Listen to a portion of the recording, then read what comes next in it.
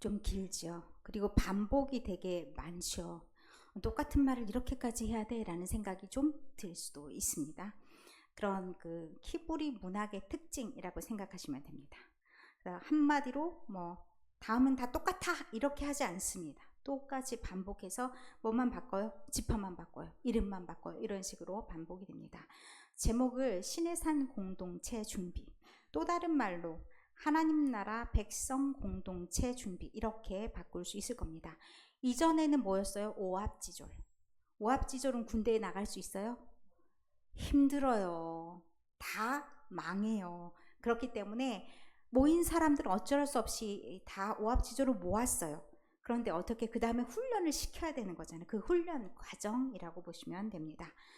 자, 이렇게 우리가 읽은 순서가 지파 순서대로도 되지 않습니다. 태어난 순서대로 되지도 않고 이게 뭐야? 라는 생각이 드는데 저 진영을 염두에 둔다는 것을 알게 됩니다. 자, 제일 먼저는 1절부터 시작해서 19절까지의 내용은 어떤 내용이냐면 각 지파의 대장들을 뽑는 겁니다. 각 지파의 대장들이 누구인지에 따라서 우리 군대 조직을 생각하면 되죠. 군대에도 진짜 총대빵이 있고 그 밑에 여러 조직이 있습니다. 저렇게 동서남북 네 방향으로 진을 칩니다. 누가 먼저 나가냐면 동쪽부터 나가는 거예요. 이렇게 돌려서 북쪽이 끝. 동남서북 이렇게 해서 쭉 따라가는, 보통의 진영에선 그렇게 따라간다라고 생각하시면 되고, 저게 루벤 이렇게 해서 쭉 순서대로, 장자는 맞는데요, 그 순서가 그렇게 서열 순서대로 되어 있지 않습니다. 이것은 저 정도 딱 됐을 때 각 팀에 지금 하얀색으로 되어 있는 것이 선방입니다. 선두주자, 가장 높은 지파라고 보시면 되고, 그 다른 색깔로 되어 있는 것은 부속되어 있는 지파들, 힘이 하얀색 지파가 좀 더 세다라고 보시면 되고요. 거기에 이제 각 레위인들이 어떻게 배속되어 있는지가 나옵니다. 1장에서는 지금 어떻게 나왔냐? 1장 19절까지 대장되는 사람들을 이름이 적혀 있고요. 20절부터는 어떻게 나오냐? 루벤의 아들들에게서 난 자, 그것도 다 가족별로 다 모아요. 큰 종족, 가문 이렇게 나와서 20세 이상 된 사람들을 모았더니 46,500명이었더라. 20세 이상만을 다 취급하는 겁니다. 그래서 군대로 들어갈 수 있는, 군대에 편입될 수 있는 사람들을 저렇게 묶은 겁니다. 그 다음에 시므온 지파 이런 것들은 쭉 보시면 되고요. 저 순서가 이 유다, 봐보세요. 이제 유다 다음에 시므온이죠. 시므온 지파, 그 다음 지파가 어디예요? 갓 지파. 그러면 요 세 개가 한 묶음. 그 다음에 유다, 이사갈, 스불론, 이게 또 한 묶음, 이렇게 되어 있다는 말씀입니다. 그래서 앞으로 행진할 때 이렇게 한 방위를 맡고 있는 팀씩 이렇게 묶어서 나와 있다라고 생각하시면 되고요. 그게 46절까지의 말씀입니다. 47절부터 54절의 말씀은 레위인은 그 수에 들어가지 않는다라는 얘기죠. 그럼 레위인은 왜 안 들어가요? 레위인은 전쟁에 나가는 게 아니에요. 레위인의 맡은 역할은 달라요. 무슨 역할을 맡았냐면 성막과 관련된 일을 맡는데, 성막에 여러 가지 것들이 있죠. 줄도 있고 그리고 천 같은 것들도 있고, 이런 모든 것들을 나누어서 고유의 일들이 있어요. 그런 일들을 이 사람들에게 나누어서 시키는 겁니다. 그래서 그 사람들도 어느 지파 옆에 있는지 다 이렇게 나와 있어요. 그래서 2장에 나와 있는 것은 이제 진편성하고 행군의 순서가 나와 있습니다. 가장 중요한 건 뭐예요? 다 깃발이 있어요. 각 깃발이 지금 어떻게 생겼는지 우리는 알 수가 없어요. 그런데 동쪽에 있는 지파들도 이제 누구 지파냐? 유다 지파의 깃발이 있겠죠. 그러니까 유다 지파, 루벤 지파, 이들의 깃발이 다 있으면 그 깃발 아래에 모이는 겁니다. 그리고 회막을 향해서 사방으로 치라. 가운데 뭐가 있어요? 회막. 중심에 회막이 있어서 이렇게 나머지 사방에 진을 치는 겁니다. 그리고 이제 동방에는 어떤 지파, 남방에는 어떤 지파 이렇게 나와 있는데, 여러분이 생각할 때 동방부터 이야기를 하면 어느 지파가 제일 대빵 지파일 것 같습니까? 유다 지파죠. 유다 지파부터 쭉 이렇게 돌아가니까 가장 힘이 센 지파가 유다 지파다라는 걸 알게 됩니다. 그래서 그 이제 한 팀에 소속된 군사가 얼마씩 되는지가 이제 9절에는 유다 진영에 속한 그 군인이 18만 6,400명 이렇게 나와 있어요. 세계 묶음별로 이제 얼마나 들어가는지, 그리고 동쪽, 남쪽 하고 난 다음엔 중간에 회막, 레인의 진영과 함께 회막에 대해서 언급이 있지요. 그 다음에 서쪽 이제 에브라임 지파 이렇게 나와 있는데, 원래는 에브라임과 므낫세가 한 지파가 아니고 요셉 지파에 속하는데 레인 대신 에브라임, 므낫세 이렇게 나눠서 12방위로 나누는 겁니다. 아, 그렇게 해서 이렇게 되어 있구나. 그러면 아론의 아들들은 무엇하냐? 아론의 아들들도 서야 할 곳이 있는 거죠. 아론의 아들들 중에서 남아있는 아들은 엘르아살과 이다말인데, 이들이 제사장 직분을 행하였다라는 게 3장에 나옵니다. 그리고 이제 이들의 위치, 제사장들과 그 다음에 제사장 돕는 레위 사람들의 위치도 저 빨간 걸로 표시되어 있죠. 저 빨간 것이 그것을 나타내는 겁니다. 누가 어디에 속해 있는지. 모세와 제사장들이 어디에 있냐? 유다 옆에 있습니다. 자, 여기입니다. 그럼 유다 지파 이렇게 옆에서 한 묶음. 그 다음에 이제 르우벤 지파 옆에는 고핫 자손, 베냐민, 므낫세, 에브라임 이렇게 나와 있는 데는 게르손 족속, 그 다음에 무라리 족속 이렇게 해서 각각 맡은 직임대로 위치가 정해져 있는 것이 3장의 말씀입니다. 레위 지파에서도 이들의 이제 직무가 다 있는데, 네, 주로 성막을 옮기는 역할들이 이들에게 있다라고 생각하시면 됩니다. 제사를 지내는 것은 이들의 역할들이 아니고요. 그리고 나중에 레위는 누구를 대신하게 되냐면 장자를 대신하게 돼서 그 수가 맞지 않으면 어때요? 그만큼을 하나님께 드려야 되는 그런 게 됩니다. 레위 자손, 그래서 인구 조사를 합니다. 레위 자손의 인구 조사는 20세 이상이 아닙니다. 자, 나이가 몇 살부터 인구 조사를 하냐면 3장 15절에 보면 1개월 이상 된 남자를 다 계수하라 했습니다. 왜 이렇게 되나요? 생존만 해 있으면 돼요.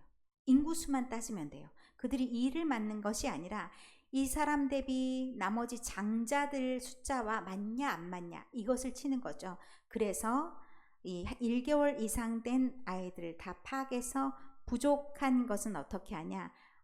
헌금을, 일종의 헌금이죠. 그렇게 내는 그런 형태를 보게 됩니다. 그게 40절 이하에 나와 있습니다. 그리고 이제 성막에 진치는 얘기들이 나와 있고 맡은 일들도 나와 있는데, 예를 들면 게르손 자손에 대한 얘기가 25절에 나와 있습니다. 그들이 회막에서 맡는 일이 뭐냐? 성막, 장막, 덮개, 회막 휘장문, 뜰의 휘장, 성막과 제단 사방에 있는 뜰의 휘장문과 그 모든 것에 쓰는 줄, 이것을 관리하는 것이 누가 맡은 것이냐? 게르손 사람들이 맡는 것이다. 자기의 직무 외에 다른 것은 하는 것이 아니고 각각 자기들의 맡은 것만을 한다.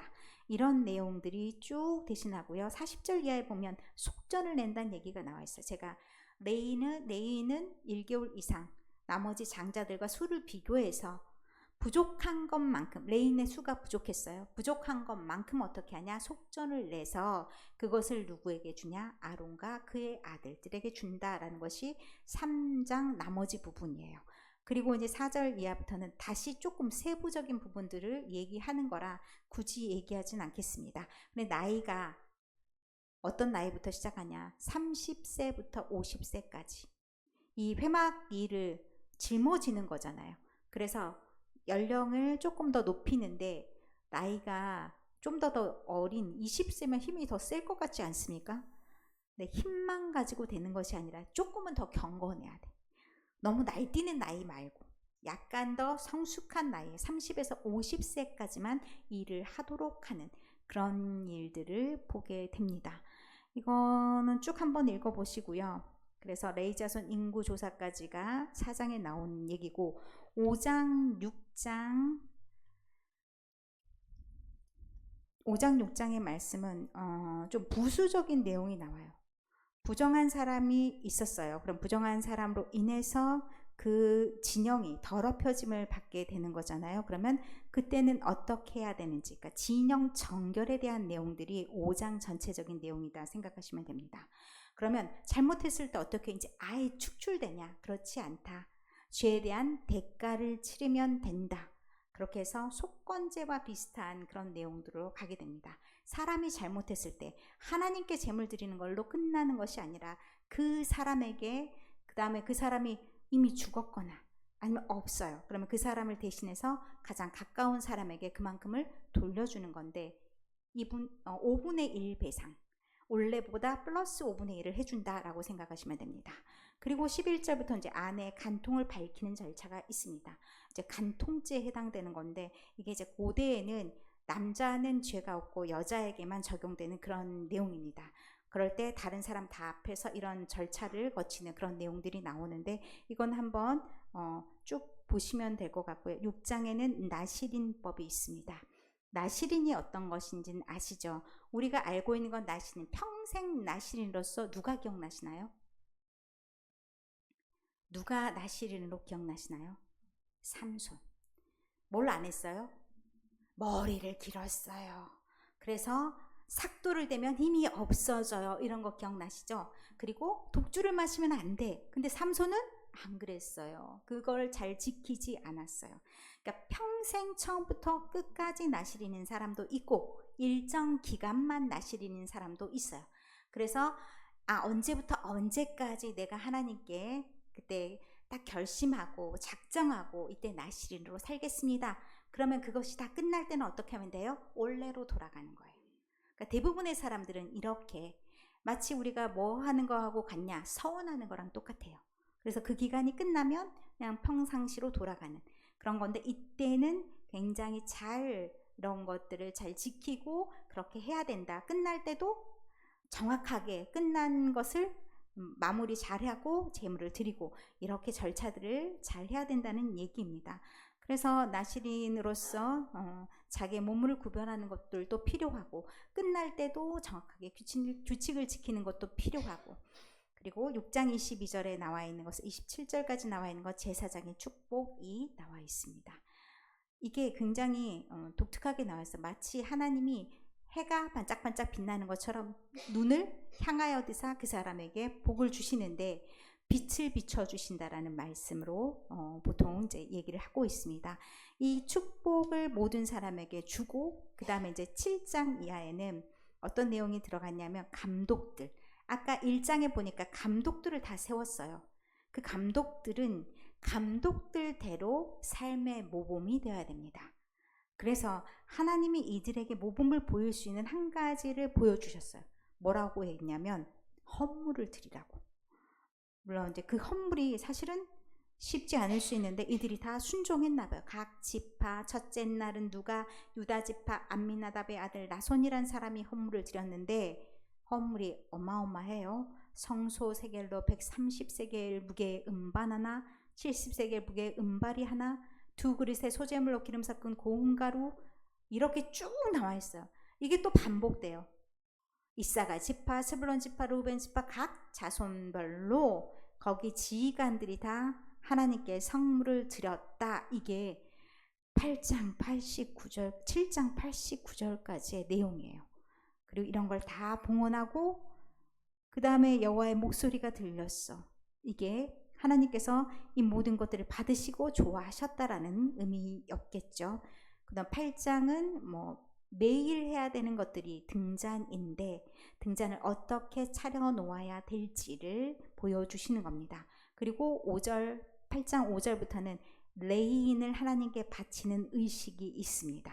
레인을 하나님께 바치는 의식은 그냥 읽어보시면 되겠습니다. 그리고 9장 민수기는 이전에 나왔던 거에 아주 추가적인 부분이 많이 나오는데 9장도 마찬가지입니다. 우리가 유월절을 지켜야 된다라고 얘기해요. 모든 백성이 유월절을 지켜야 되고 유월절을 지키지 않으면 끊어져 라고 말했는데 지킬 수 없는 경우가 생길 수도 있잖아요. 어떨 때 지킬 수 없냐? 내가 가족의 장례가 있어요. 유월절하고 겹쳤어요. 그럼 그 사람은 부정한 사람이기 때문에 진영 안에 들어갈 수가 없잖아요. 그러면 내가 그렇다고 해서 유월절을 못 지켜서 공동체에서 끊어지냐? 그렇지 않다. 두 번째 유월절이 있다. 그래서 첫 번째 달 유월절 말고 두 번째 달 유월절이 생기는 겁니다. 그래서 그들 또한 유월절을 지킬 수 있도록 하는데 항상 문제 제기하면 어때요? 더 많은 것들을 알려줘요. 이 시체로 인해서 뿐만 아니라 여행을 갔다가 그 기간을 못 맞췄어. 특별한 일이 있어서 그렇게 못했다 할지라도 다시 둘째 달에 그렇게 하나님께 유월절을 보내면 된다. 그리고 유월절을 누구도 보내야 되냐면 같이 살아가는 거류민, 같이 살아가는 사람들, 그 공동체의 그 룰을 안 따르면 안 돼요. 다 그 규칙에 적용이 되는 거예요. 그 원래 그 땅에서 같이 원래 살고 있던 사람들, 그것도 이스라엘 공동체랑 같이 섞여서 살기 위해서 이것이 좋다라고 생각하는 모든 사람들은 그것을 따라야 되는 거예요. 유대인이나 유대인이 아니거나 다 따라야 된다는 말씀입니다. 그 다음에 우리가 15절부터 23절까지 내용은 오늘 아침에 설교 말씀을 통해서 보았습니다. 이제 이렇게 다 준비가 됐어요. 진도 다 짰어요. 그리고 지휘관들도 다 세워졌어요. 그리고 행진할 때 어떻게 해야 되는지 다 알려줬어요. 그리고 이전에 말하지 않았던 세부 규칙들도 다 더 세워졌어요. 그러면 이제 무엇을 따라가면 되냐? 여호와의 명령을 따라 움직이는 거예요. 그리고 그 명령을 따라서 이제 지휘관들이 세워졌어요. 그러면 그 사람들은 더 열심히 봐야 되는 거예요. 백성들이 미처 보지 못한 것들도 알려줘야 돼요. 그래서 나팔이 필요한 거예요. 10장에 이제 그 이후에 대한 내용들은 나중에 10장 1절부터 10절은 따라 보지 않을 거예요. 그래서 나팔 신호가 1절부터 10절에 나오는 겁니다. 이렇게 해야 이제 본격적으로 행진이 시작될 수 있는 겁니다. 규칙이 정해지지 않으면 행진을 시작할 수가 없어요. 제멋대로 막 가면 어떻게 해요? 그거 모을 수가 없어요. 구체적인 규칙까지가 10장 10절에 나오는 내용이다. 그러면 이걸 통해서 이제 본격적으로 뭐가 이루어지냐? 하나님이 만든 하나님 나라의 공동체가 세워질 수 있는 거다. 그렇게 해서 준비하고 출발하기 전 여기까지가 10장 10절의 말씀이라는 겁니다. 그럴 때 좋은 일만 있는 것도 아니고 때때로 어려움이 있을 때 어떻게 나아가야 되냐? 우리 갈 길을 알지 못한다 할지라도 주를 따라 나아가야 된다는 것. 목적은 우리한테 있는 게 아니야. 방향을 알고 있는 것도 주님이신 거를 믿고 그렇게 따라 나갈 때 그게 하나님 나라 공동체